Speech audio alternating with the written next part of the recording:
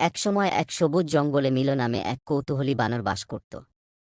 মিলো জঙ্গল অন্বেষণ এবং লতা থেকে লতা দোল পছন্দ করতেন। একদিন খেলার সময় তিনি মোটা লতাগুলির আড়ালে লুকানো একটি জাদুকরী মুরালে হোঁচট খেয়েছিলেন। মুরালটি জঙ্গলের ইতিহাসকে চিত্রিত করেছে, যা সাহসী প্রাণী, প্রাচীন গাছ এবং গোপন ধন দিয়ে ভরা। উত্তেজিতভাবে মিলো রঙিন চিত্রগুলির সাথে তার আঙ্গুলগুলিকে চিহ্নিত করে তাদের চিত্রিত অ্যাডভেঞ্চারগুলি কল্পনা করে। তিনি মুরালের দিকে তাকালেন, একটি বুদ্ধিমান বুড়ো তোতা পাখি তার পাশে এসে দাঁড়াল। জঙ্গলের গল্প একটি উপহার, তোতা কুকড়ে উঠল।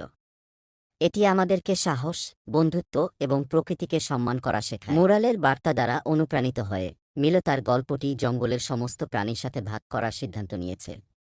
একসাথে তারা চারপাশে জড়ো হয়েছিল।